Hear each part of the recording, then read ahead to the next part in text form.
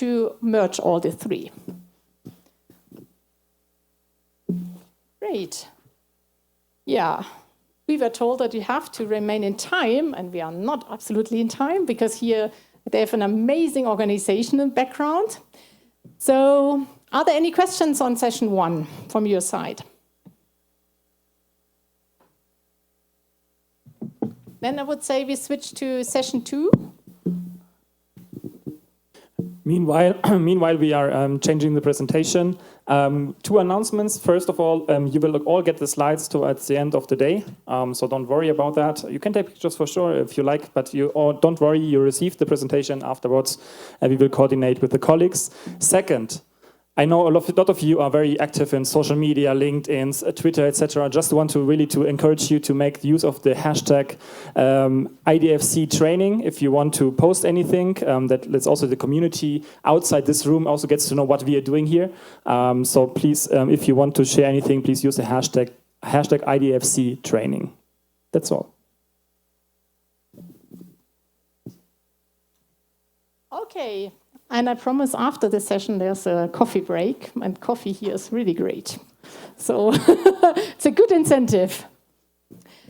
So the idea was to frame a bit like, from what are the challenges ahead, and then to go, before we then start really going in like the accounting, understand a bit like what is impacting the financial sector, and to start here first with the policy landscape.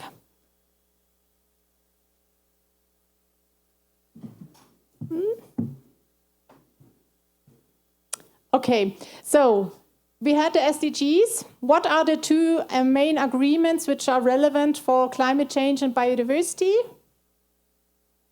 Paris Agreement, I could hear it, and exactly, the biodiversity plan. Okay, and so these are kind of so we have the SDGs which are linked to these both plans. And then we have several also now really driving down regulatory incentives or on the financial sector, but also on other sectors. And then below, we also see a huge amount of different voluntary initiatives, all trying to help also guide the financial sector in, basically driving this transformation. As we see, it's really a transformation we are talking about. And also you will see with some strategic elements which are in the sessions, it's not about like, in 10 years back where we're talking about developing one green product. That's not sufficient anymore. It's really about completely transforming banking or the financial sector towards really reallocating to these investments. Exactly. And so that's a bit also the structure of this session. To first go shortly in the Paris Agreement. It will be again like a recap because I expect Paris Agreement is quite familiar. Also the impacts on the banking sector are quite familiar. To have a discussion on the Global Biodiversity Framework, or it has been renamed as Biodiversity Plan.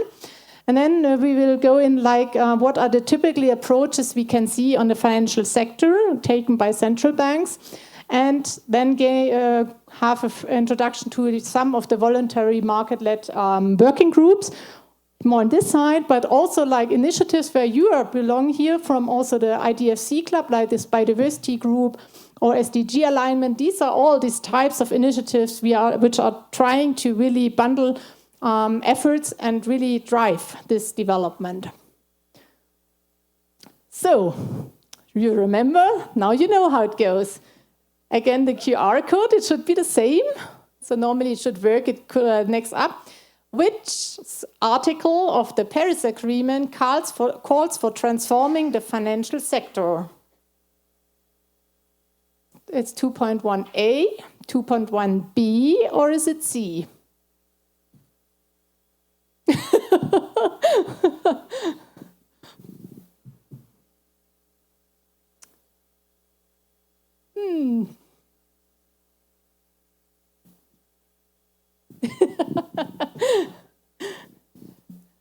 Okay.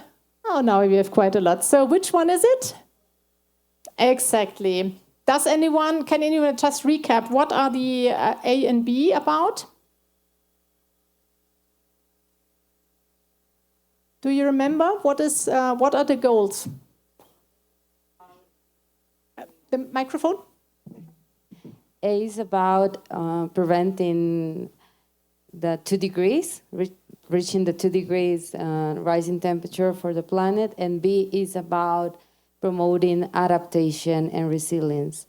Exactly, and C is about? Economic transformation. So we have economic pathways that are both low carbon and resilient. Exactly, aligning the financial flows for with the 2 goals, so with the adaptation and the mitigation target, where I think we all understood over time that it really means that you have to understand the whole value chain where the financing flows is going to ensure that the final investment is aligned to be really promoting adaptation or mitigation. And I think this has been like kind of also the increasing the attention in the financial sector to address this topic, sometimes also under the wording of Paris alignment, that you really need to transform your whole bank.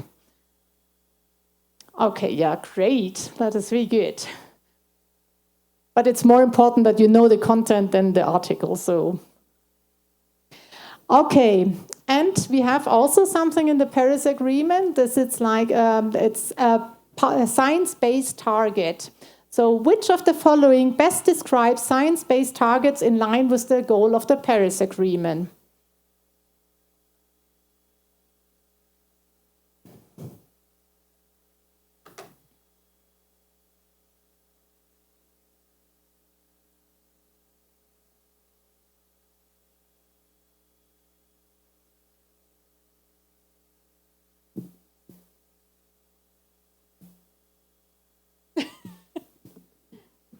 It's just to challenge also sometimes some discussions.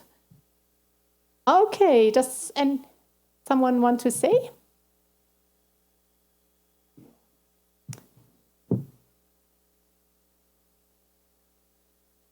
Exactly. And that's also, I think we kind of take it as sometimes it's like given, but it's as you could see in following the discussions on the biodiversity side, that it's really not that easy. So we have here a target which is based on scientific knowledge that we know that like it should be below 2 degrees, preferably 1.5 would be kind of something which is feasible, but also would try to have not too many impacts. So it's not just like, you know, like this 100 billion goal where you have the impression it's rather like a negotiation outcome. This goal is actually based on science, which is quite important also later for the banks. That's also a starting requirement for many of the initiatives that the pathways banks are developing or companies should be in line with science to really achieve this target. And as you all know, our Paris Agreement is based on our NDC, so also our national determined contribution, where each country, based really on their capacity, have submitted their NDCs, or in the meantime also the updated NDCs. And the idea is really bottom up to aggregate all NDCs to achieve the target.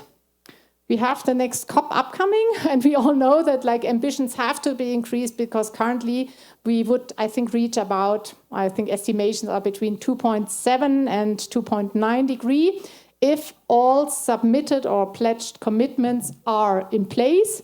And we can also see the first part that there is already a gap between what has been pledged in the first NDCs and what is actually implemented. So this is, again, like also shows this urgency and also the mechanism behind the Paris Agreement. So on the biodiversity framework, who knows the global biodiversity framework? Again, okay. Oh, I missed one slide. What is also what we can see derived from this 2 degree target, that we could really see many net zero commitments from the different governments. So they are starting also depending on what their capacity they have from apparently some for 2030. I'm still a bit like hesitant with whether this is actually realistic, to 2070, so that we can see like there's already really many commitments from the governments to really pick on this target to really be in line with the Paris Agreement. but we also all know that this requires really huge amount of investments. And also we can see, like, it tries to calculate here the investment needs, that they are really diverse by region. And that's also where it's really the huge importance from the financial sector in this area. And derived from this net zero targets, we also know that we have like sector-specific transformation paths, which gives us a first indication where we see like the electricity sector is one of the main sectors, but also the other ones are quite important, that we have kind of decarbonized, which is coming back to this structural change. So we need really to think how to decarbonize the whole economy.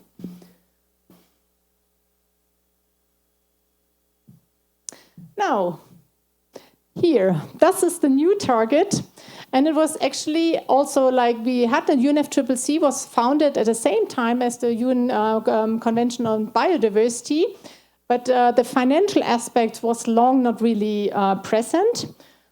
And then the last discussion, it was really about how to find in this context a goal which is actually science-based.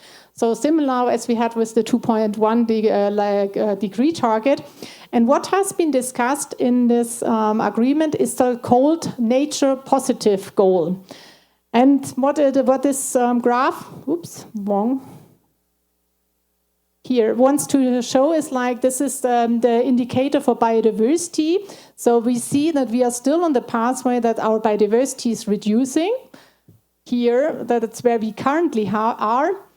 And the first target is to be net nature positive by 2030.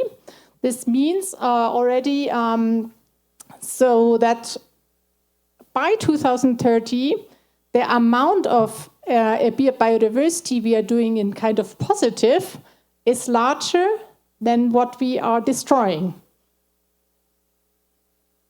So that's already starting in 2030, we are starting that this curve is actually then really going up to its so-called full recovery by 2050. So what is your first impression if you compare this target to the target of the Paris Agreement with respect to the ambition?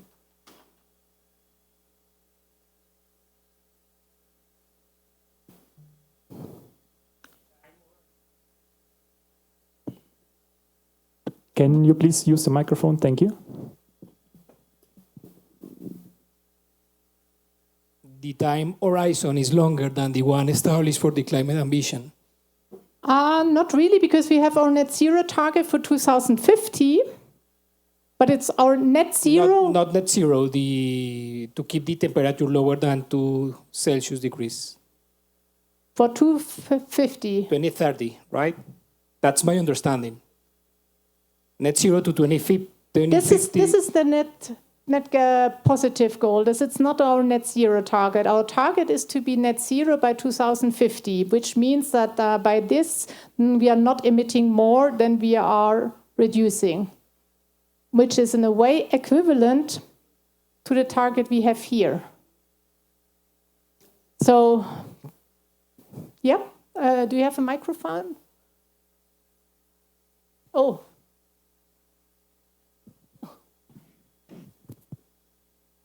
Well, it's really challenging because we are not talking about just reducing, but recovering, restoring nature. There is a huge interdependency among nature and climate. And for example, the 37% of our investment in mitigation will help in terms of restoring nature. So there is a huge interdependency. And what it's amazing is that it's a huge and a big effort, a challenge, and not just because we need to reduce, but we need to restore. That's exactly like we said in the climate area. It's like after 2050 that we want to reduce the carbon the emissions out of the atmosphere. That's what is actually already here. So so the whole timeline is in principle 20 years earlier. So this first target is it's in 5.5 years. So that the biodiversity should also already now really reverse and not really recover in this area. So it's a lot more ambitious than the climate target. It's just to really, but on the other side, I think they're also, yeah. I think that it's not just only more ambitious because it's should happen sooner than the climate goal, but also because biodiversity is more complex. It's not well known for institutions, and like for climate, I think there was a huge momentum that moved it forward for countries to have their commitments already through the NDCs. But regarding biodiversity, there are not many countries already put a commitment on biodiversity or having a restoration or plan put in place according to the post-2020 framework on biodiversity. So it's very challenging to have people on board for biodiversity goals because we are a little bit late. Yeah, you're absolutely right. So the equivalent of NDCs is not there. The commitments like the net zero targets are not yet out. And the financing gap, it's even bigger in nature than in climate change. Yeah, and that puts a bit, again, the pressure on the financial sector is really important because we will have it on the third day, but we have a huge amount of money which is going in activities which are extremely negative on biodiversity, so that we, so many subventions where we have this as a really area to work on, but also to increase nature-based solutions or other investments in biodiversity. But so this is the target which has been negotiated, and it falls all under the global biodiversity framework. It has been renamed as the biodiversity plan. And basically it's built up like they have a shared vision for 2015 on living in harmony with nature, and has 4 goals for 2050. And then there are for 2030, there are 23 targets which are broken down. So the goals, here is the long version, and I don't expect that you read them, but it's kind of goal A is about protect and restore the nature. Goal B is prosper with nature. Goal C is share benefits fairly. And D is allocate and invest. And we have also in the Global Biodiversity Framework then an article which is equivalent to our 2.1c in the Paris Agreement, which asks really financial institutions to align their financial flows to support the goals of the Global Biodiversity Framework. So you see really this analogy. And we are not going in all targets, but you will have the slides. But I have basically, we have here this first 13 goals are really important for banks to address really risks of biodiversity and opportunities associated with the key sectors in their portfolio. And here, 14 to 19 are for creating enabling environment to align financial flows. And especially important are the targets 14, so mainstreaming, aligning financial flows, disclosure and risk dependencies and impacts. So dependencies is meaning like how do you depend indirectly or directly from the biodiversity or environmental. And the other one is like the target to mobilize financial resources from all sources, public and private, which will be then channeled or reallocated from the financial sector. And then we have here also 4 targets just to complement the picture on the build up capacity and the knowledge. And there's if you go then on the homepage, they're really all really explained intensively, and they kind of building or replacing the Aichi targets, which have been in place earlier. So for the bankers who are working on climate, I think it's a new vocabulary, new topic. Yeah, but important, and it's an interesting also, I think. So just to give you a bit like an understanding of these 2 agreements which are really relevant or becoming, and they're also dripping down to the financial sector. But before we go in looking at what is really the financial sector, I wanted just to show you one slide to ensure that we all know what we are talking about. So we have the SDGs, and we have here, under the Paris Agreement, it's basically really climate. So we are talking here about climate change mitigation and climate change adaptation. So this is often also under the label of low carbon. And climate finance, especially if you're looking in the context of negotiations, is really related just to mitigation and adaptation. If we are talking about other environmental goals, there are sometimes like use of sustainable and protection of water, marine resources, circular economy, prevention of pollution. These are all covered under environment, and especially with the Cunningham-Montreal Protocol or the biodiversity plan, I think this area is becoming more prominent. And this is then often known under green or environmental finance.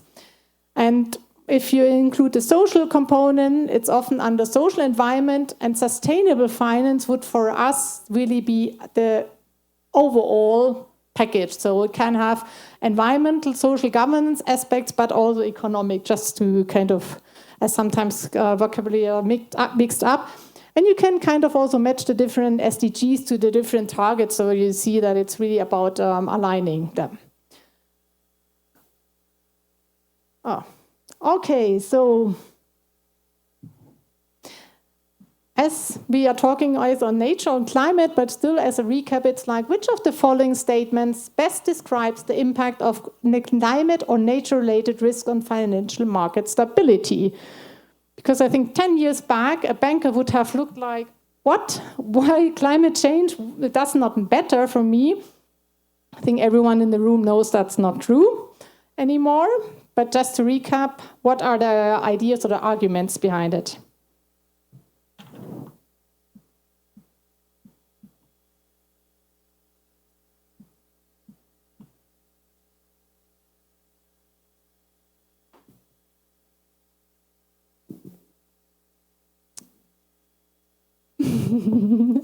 It's also especially important when you're talking to local commercial banks to make really aware why are you talking to them about biodiversity. So it's really often good to have some arguments in mind that they understand really. So who wants to give us the answer?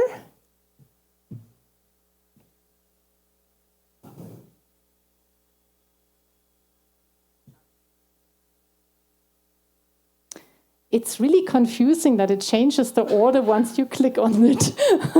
But you're right. So you notice it has a huge impact. The thing is, like, we have climate-related risks. We have on the one side physical risks. We had them earlier. We have also transition risks. Do you know what are transition risks? Yes? Can you maybe just recap in case someone doesn't know it? I didn't. Do you have a microphone?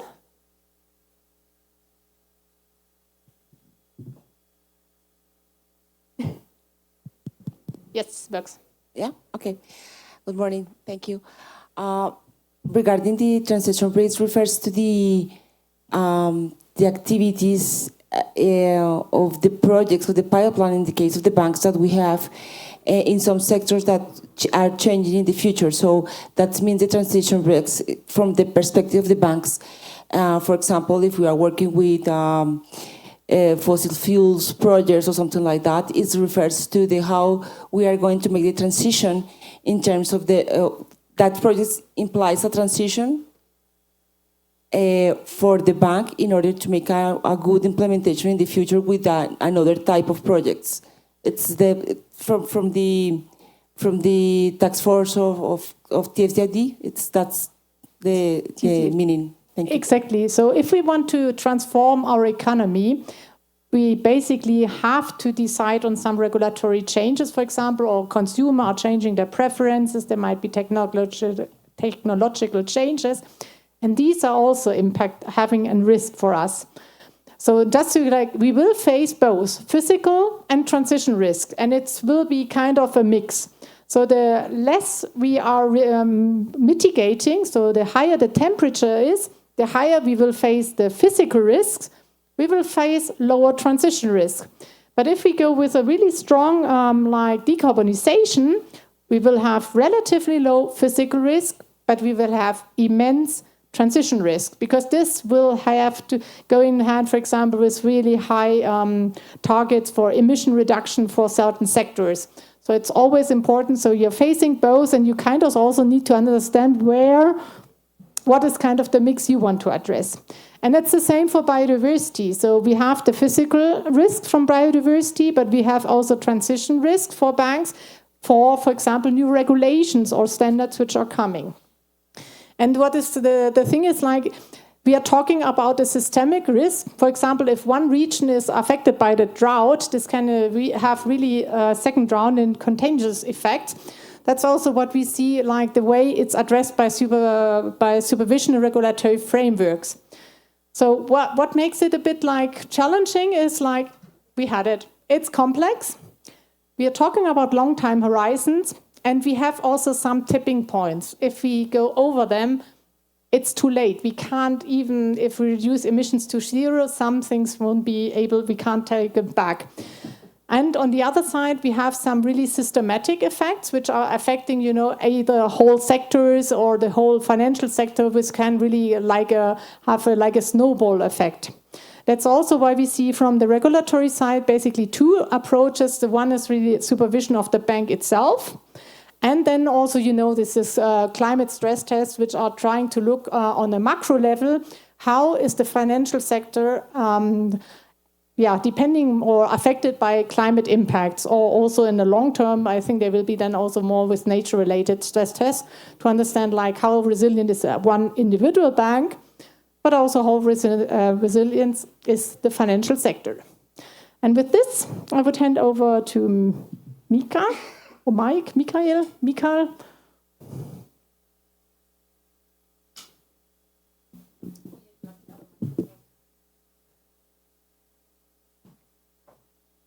Hello. Sorry for this. Michael, Michał, Michel, whatever you like. I worked in 30 countries, so people call me, believe me, different ways. We are told to be on time, so I might skip some of the slides. And by the way, I just want to say that these slides will be shared with you, right, as a source of knowledge for you. Just to recap, you don't need to know too much. Some of them are actually put there for you to read later. And another thing, very important, I guess most of you have some children, or you remember from your times that repetition is the way to learn. So we will repeat some concepts a few times. Don't get frustrated. It's because some of the concepts are very important, and we just recap them from the different angles. Christine did mention Paris Agreement and NDCs, right? So this is the really high-level regulatory setup. The NDCs later on are translated into sector strategies in the countries. Then the sector strategies are translated into regulations in particular sectors and areas, let's say. In the meantime, obviously, the countries or institutions like European Union are developing or already developed the taxonomies, right? And the taxonomy is something that is really needed because it does define what we see as climate positive, green, sustainable, right? And this is ongoing right now. I am amazed how many countries are now working on the taxonomies. Of course, they do draw from the first one, which was the European one, right? Although the European one has a little bit of comfort of having as a supportive legislation the EU directives, right? The EU labeling and some others, energy efficiency directive. So it was a little bit easier to define EU taxonomy, although there was a lot of work in the previous years. So many developing countries, especially right now, have to catch up. So this is what is being done on the kind of national level. Of course, also the central banks are very often defining what they see as sustainable. The stock exchanges as well. There are some requirements on this level, and then there are also many different, let's say, regulations, frameworks that are targeting to support stakeholders, different stakeholders, in introducing the sustainable finance. Of course, we have the scientific basis, which is mostly IPCC and some other institutions and reports. We have some frameworks like Task Force for Financial Related Climate Disclosures. We have GRI, IFRS. We have TNFD, which is about the nature related financial disclosures. Then we have also some institutions and frameworks which support target setting, and we'll be talking a little bit about that as well. There are also standards that support the institutions in defining the metrics, and some other that provide some guidance in general in understanding what is sustainable. So this all create the regulatory framework together with the NDCs, the regulations, and the frameworks are here to support. And of course, not all of these documents are targeting everyone. They have their particular target audience, and when you enter their website or enter their documents, one of the first things that is written there is, what is the target audience of this particular document? One of the very well-developed approaches or frameworks is Task Force for Climate-Related Financial Disclosures, which is a voluntary way of managing these disclosures. Just up front, I will tell, of course, last year it was kind of onboarded into ISSB, but I like the graphics of TCFD, so I use them a lot in the presentations. So basically, what's the framework about? The framework allows an institution to target financial disclosures by approaching 4 pillars: the governance, the strategy, the risk management, and metrics and targets. The governance is about assigning one of the board members, one of the senior managers, directors, to this topic, to the climate-related financial disclosures.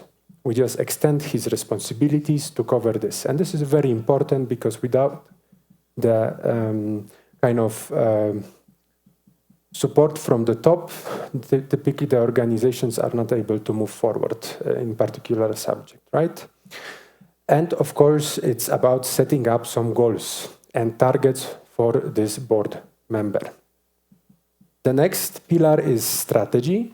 The institution, the TCFD, is describing how to create strategy, how to kind of define climate risks, how to categorize them, and how to kind of react in a strategic way to these risks, right? Then risk management is about defining the whole risk matrix concerning climate issues. So what risk do we have? What is our reaction on the risks? And how do we integrate the climate risks into our general risk assessments? And last but not least, and this would be very connected to our subject, which is carbon accounting, right, is metrics and targets, which is kind of a list of KPIs against which we will be reporting. And also once we have the reporting, we can set up targets. So we want to reduce the CO2 emissions, we want to reduce our impact on the environment. TCFD also very nicely graphed the type of risks and opportunities that are caused by the climate change. Christine already talked about the physical risks, so I will not be repeating that one. But we also have these transition risks that were just mentioned a little bit, but this is very nicely kind of segregated into four types, which is policy and legal, technology, market, and reputation, right? policy and legal is connected with the transition of the economy and transition of the legislation, actually, towards green, right? Which will have impact on our institution in terms of legal requirements, reporting, and maybe even in some cases some asset write-offs, right? If we have a regulation that, for example, forbids coal mining in a country, then there are some rights of done, right? So these are the policy and legal risks. Another one is the technology, and it's both connected with technologies that are becoming obsolete. So soon in Europe, we will not be able to build a house with a gas boiler. So this technology will become in Europe obsolete. We already have this for coal boilers and some other more older technologies. So this will be happening. On the other side, there is also risk connected with what we invest in, right? So we want to innovate, and we do develop some new technologies that will actually help us in reducing our impact on the environment, but we might fail, right? So this is the typical risk of new technologies. Then we have market risk, which is mostly connected to changing client behavior. Yeah, we no longer want to buy coal boilers. We no longer want to buy diesel cars. We don't want to invest in any fossil fuel related technologies, right? So this is where this changing market needs might also impact us as an institution, right? And then last but not least is the reputation. Of course, first of all, the ones that will not react and will continue to support fossil fuels will have an issue with reputation. There are non-governmental organizations that do track what financial institutions do and what do they finance, and they are very happy to talk loudly about the ones that do harm to the environment, right? There is also another risk where you want to do good, but you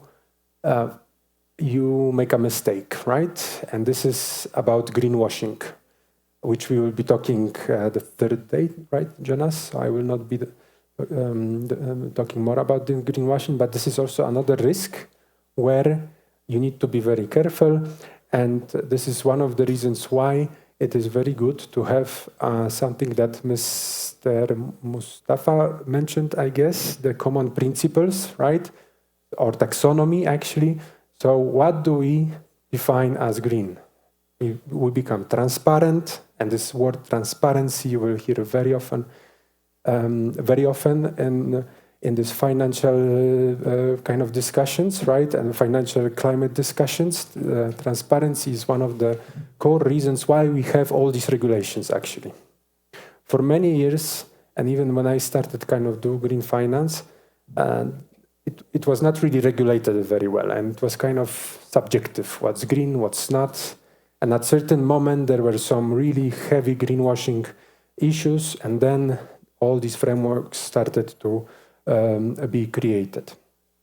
Anyways, so TCFD segregates this risk in the mentioned way, and it also defines opportunities that arise from the climate change. First of all, we have resource efficiency. So, of course, investing in technologies that will reduce use of any resource will reduce the operational expenditures. If we purchase photovoltaics, we reduce the cost of electricity. If we invest in, which is also connected with the energy source opportunity, by the way. If we invest in any technology that will reduce use of raw materials, it also saves us money on the cost of these materials, right?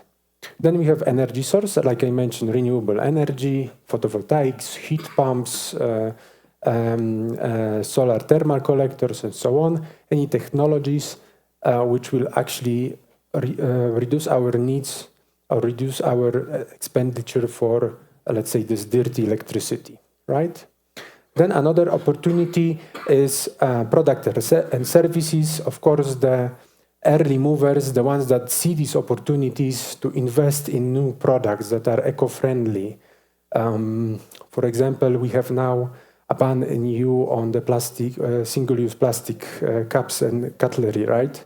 But it doesn't mean people will stop to use the cups to drink, right? So there are companies that develop some new solutions, and the early movers, of course, go into the market with a ready product, right? And they get a bigger share early on in the process.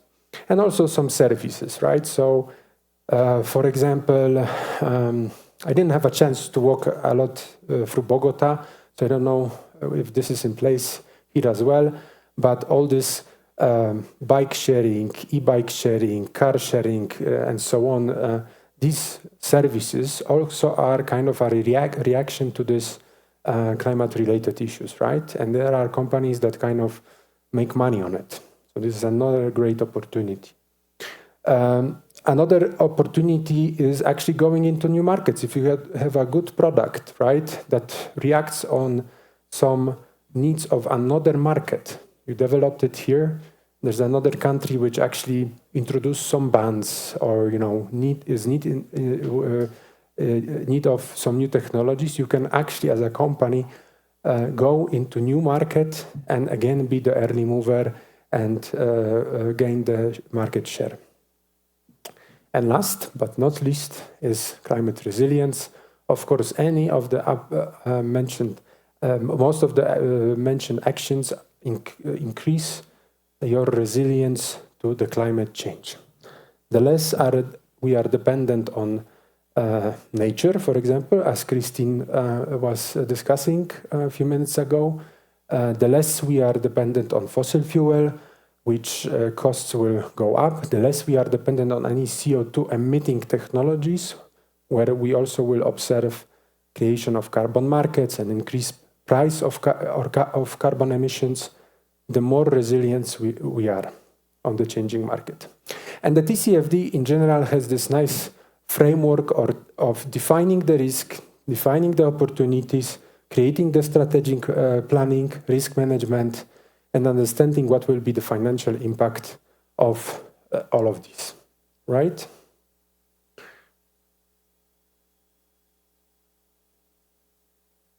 Okay. Sorry, goes. Okay.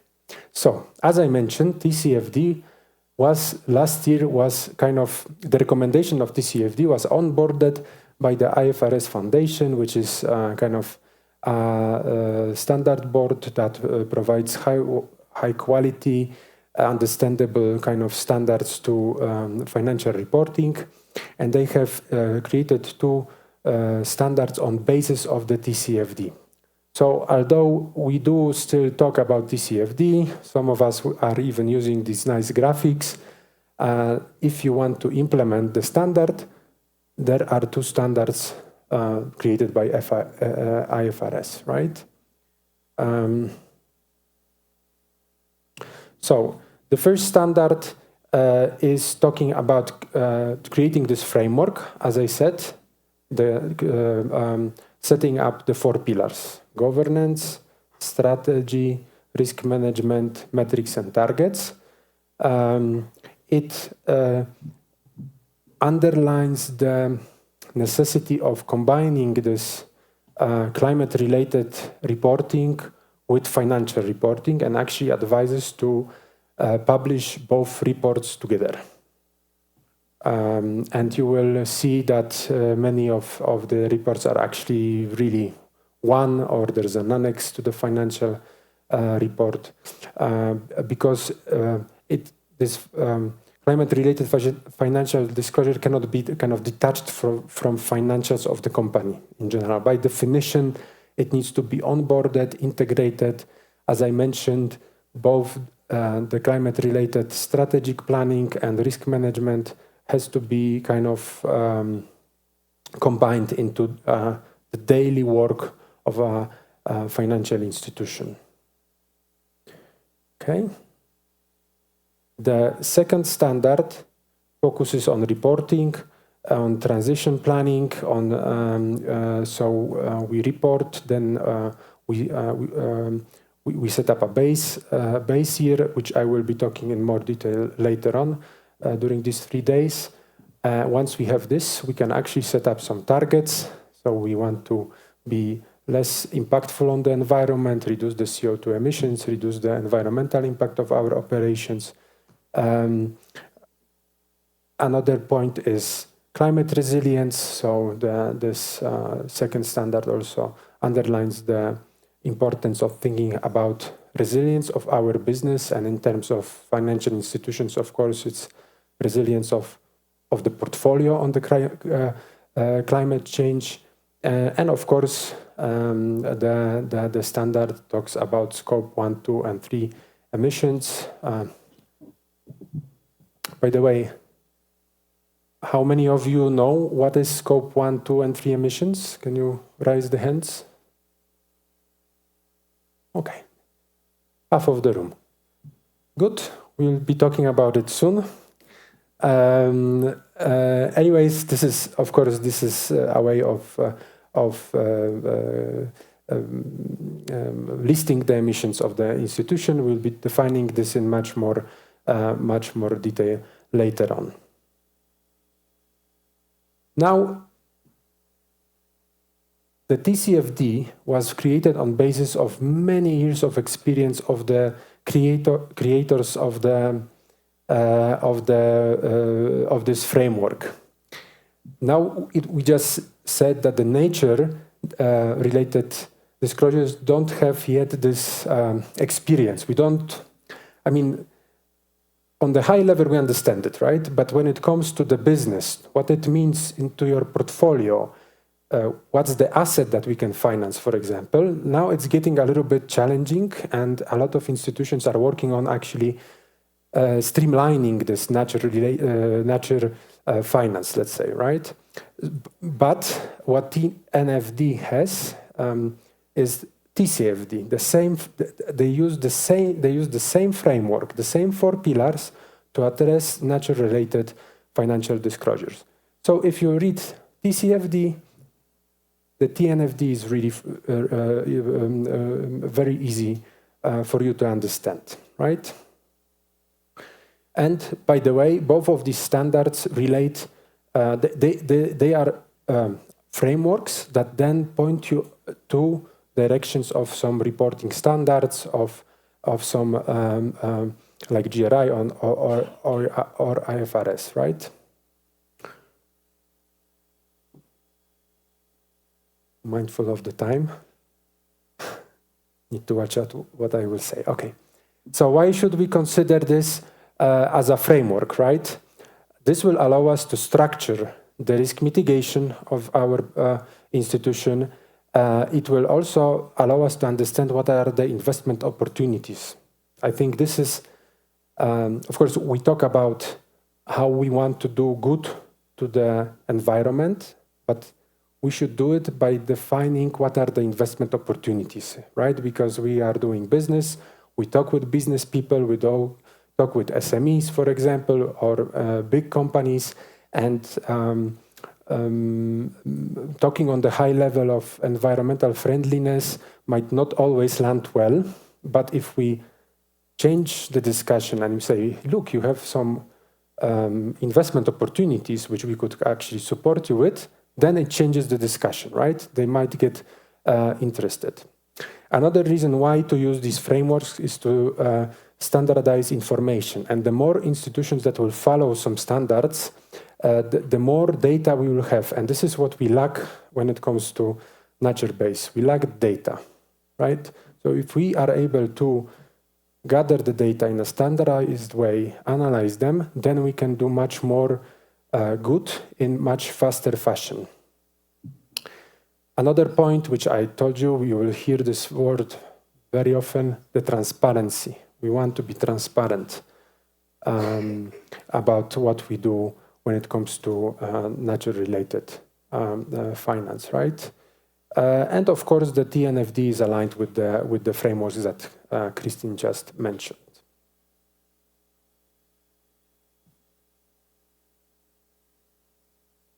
So, what are the potential financial implications of nature-related risk on credit risk, on market risk, liquidity risk, operational risk, and liability? Anyone want to? Can you grab the microphone? We can go one by one. You need to switch it up. I think credit risk is more important for this financial implication.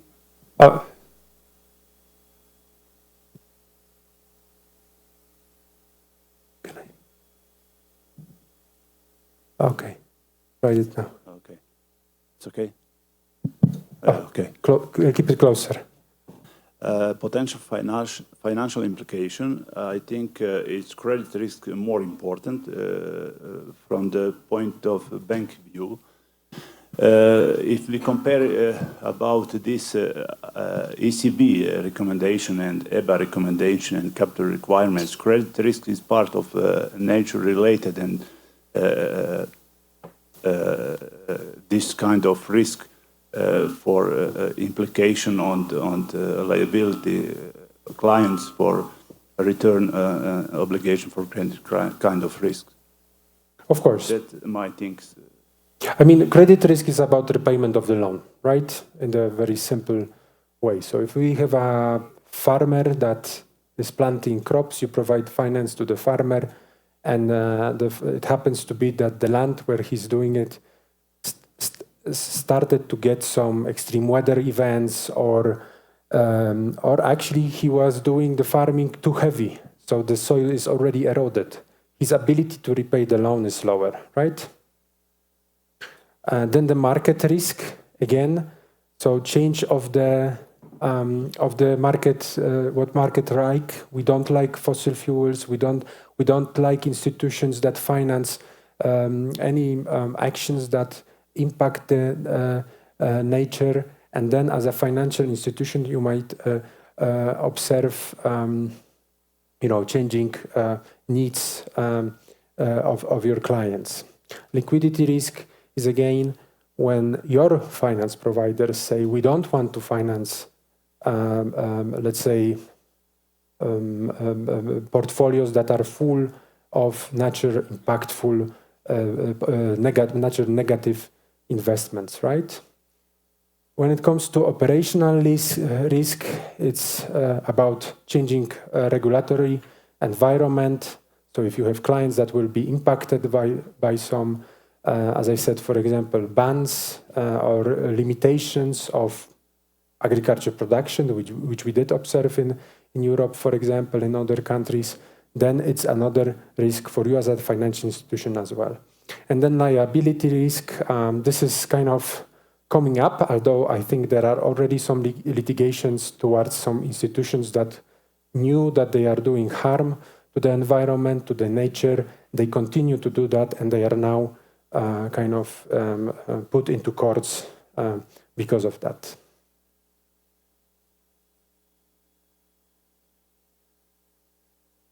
This is one of the slides which I leave for you for later. These are 4 pillars which are showing integrated TNFD and TCFD.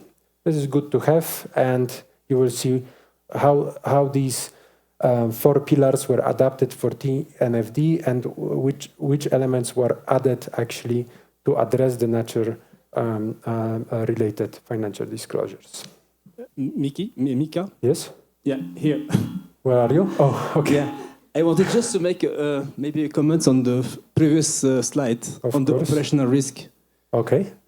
For me, the operational risk is related to the things that are internal in the bank, like IT, the personnel, things like that. This is how the operational are manipulated.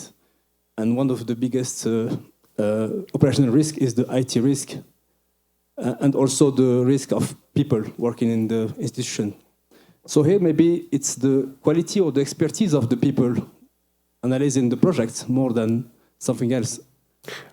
Of course, this was one of examples I provided, but this is a very good point. Thank you. Of course, in general, all these actions, writing into these standards, frameworks, will impact your costs at the end of the day, because you need to develop sustainable departments, hire people, and in general take into consideration this risk. This is additional work that is being done.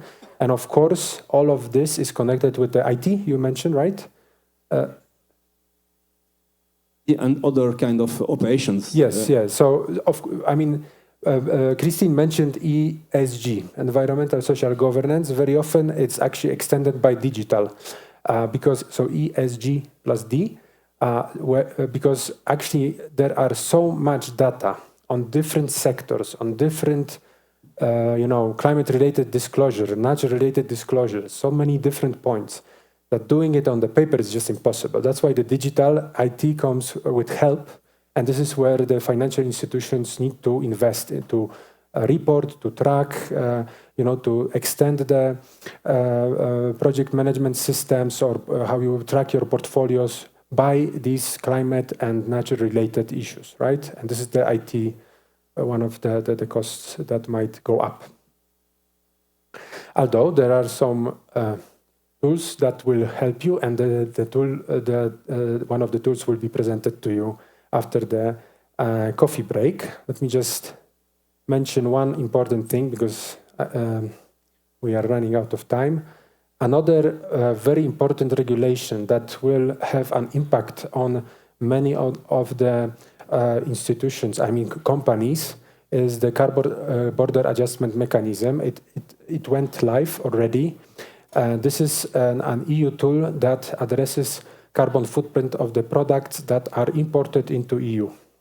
For now, it requires just reporting from how many? 6 sectors: cement, iron and steel, fertilizer, electricity, hydrogen, and aluminium. But with time, they will require not only reporting, but also some reductions, and also extend the sectors that are covered. And this will impact companies across the whole world, because it touches the subject of value chain, right? So in all the companies from, let's say, Colombia that want to import to Europe will need to provide information about carbon footprint of the products, right? So this will happen actually sooner than some people even imagine, right? And this has a very strong impact on the portfolios of the financial institutions, right? Okay, thank you very much. I believe now we have a 15-minute break, right, Jonas? Oh, yes? Oh, sure, no problem. Thank you.